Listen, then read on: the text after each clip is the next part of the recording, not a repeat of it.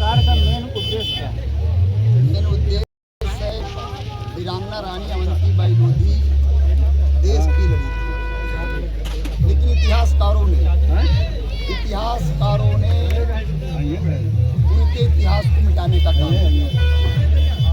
हम लोगों का प्रयास है इन कार्यक्रमों के माध्यम से वीरांगना रानी अवंतीबाई लोधी के इतिहास को, उनके शौर्य को जन जन तक पहुंचाना और वीरांगना रानी अवंतीबाई लोधी से समाज के लोग सीखें। देश की प्रथम सशक्त महिला रानी वीरांगना अवंतीबाई लोधी के जन्म दिवस पर आप जनगणना आए हुए आपके समाज के लोग क्या आपसे देना चाहेंगे और किस तरह से महिला सशक्तिकरण को लेकर किस तरह समाज में प्रेरित करना चाहेंगे?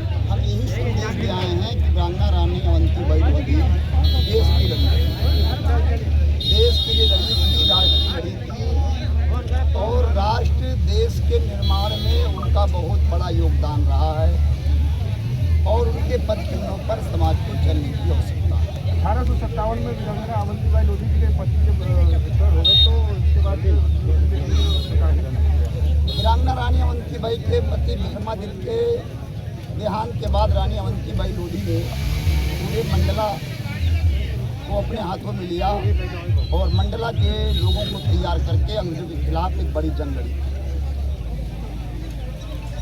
और आज रानी अवंतीबाई लोधी से समाज को सीख लेने की जरूरत है। आज देश में सभी लोगों ने वीरांगना रानी अवंतीबाई लोधी को श्रद्धांजलि दी।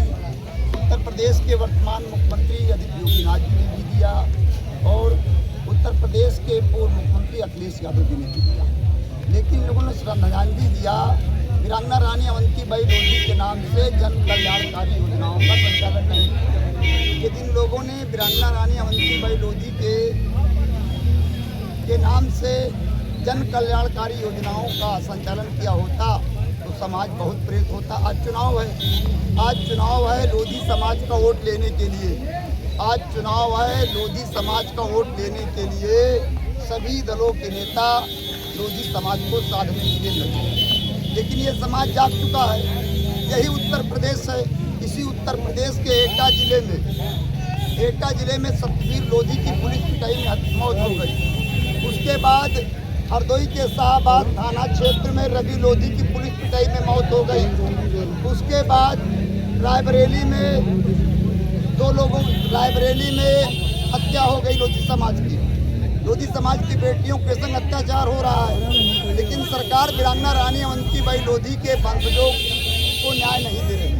वर्तमान सरकार वीरांगना रानी अवंतीबाई लोधी के वंशजों को न्याय नहीं दे रही है और इसी उत्तर प्रदेश में अखिलेश यादव जी की सरकार थी 2007 से और 12 के बीच में 2012 के बीच में इसी उत्तर प्रदेश में उन्नाव में आदित्य लोधी की हत्या हो गई।